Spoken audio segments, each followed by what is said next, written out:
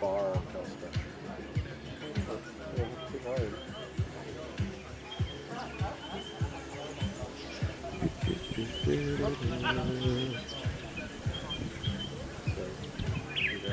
Is it still loading? Yeah. So that line just finished. Oh, okay.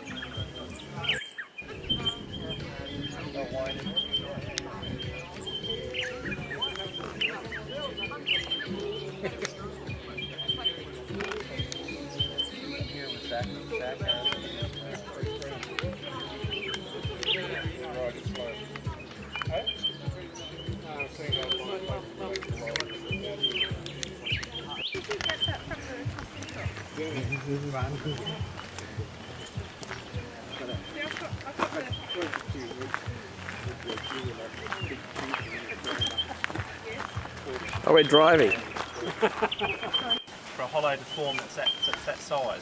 So that's a big hollow, about the same size as an old-fashioned dustbin. It actually drops down inside that trunk. It drops down about 1.5 metres, and that's the size hollow that the yellowtail black. Yeah, all of the parrots are built-in carpenters. So white sulphur-crested, black cockatoos, and galahs spend an inordinate amount of their time chewing on wood. Right, so part of it is formed, part of it is weathering, and part of it's termites. So, but that hollow formation process is by far the most reliable way to date a gum tree. You can't really tell how old a gum tree is by its size. So you can have a gum tree growing in a back garden on a septic, and it will be massive within 10 years. And you can have a gum tree growing on the top of a hill that's very poor in nutrients, and it will never reach that size, and it could be 400 years old. The process of hollow formation is actually a slow process, and generally speaking, if a hollow is about the size of your fist, it's about 80 to 100 years old. That's how long it takes to form a hollow that's that big. And then a hollow that's that big is about 300 years old.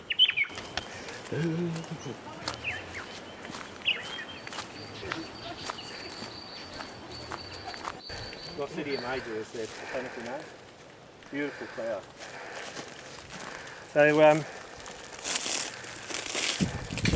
for those of you who are interested in bush care and conservation, but other than that, you have that covered practice. We always get asked, well, how did you get rid of it? And it's growing this way, and it actually looks different under ultraviolet light. But what its job is, why it takes on these bizarre forms, is it's mimicking a particular insect. So it's trying to trick a wasp into thinking it's a female, and that's its pollination strategy.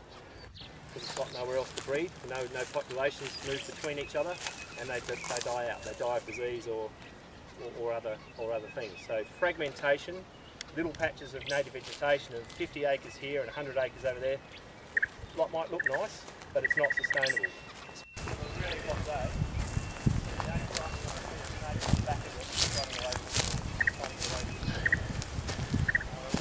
Really hot day, they can't get away because they'll boil, so they just sit there and stand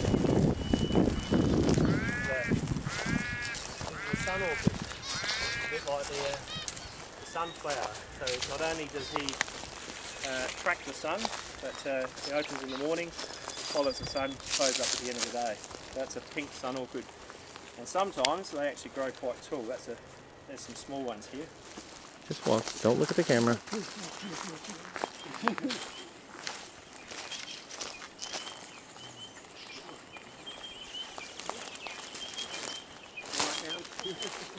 Termite mound.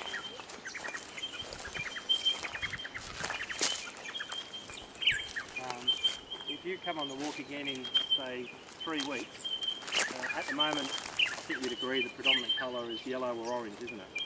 And what will happen is the bushland will turn predominantly purple and red over the next 3 weeks. So the orange we have in front of us here is the Poltonea, or the native broom, and that's actually pretty much finished. I mean, I think if we give this a shake, most of it will come off. So this wasn't quite as, this was much more pronounced a couple of weeks ago. So that yellow is actually starting to die out. We've still got a lot of yellow on the ground with it 5 years ago. And there's about 360, 380 hectares of private land that sit between Moree Alta and Coralinga, and we've got 270 hectares of it in the Landcare group. So not everybody, but the vast majority.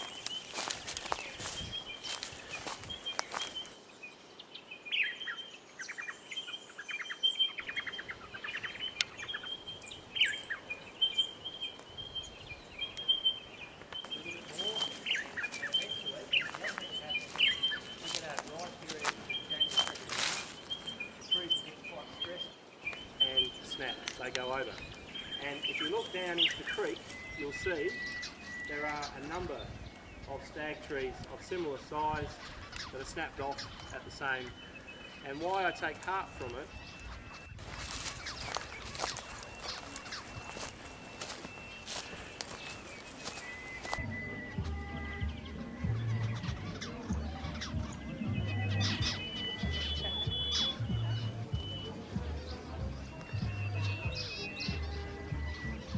Hi, sweetheart.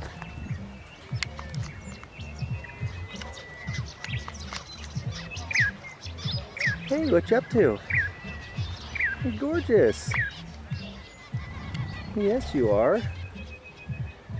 What you doing? Got your little baby there, huh?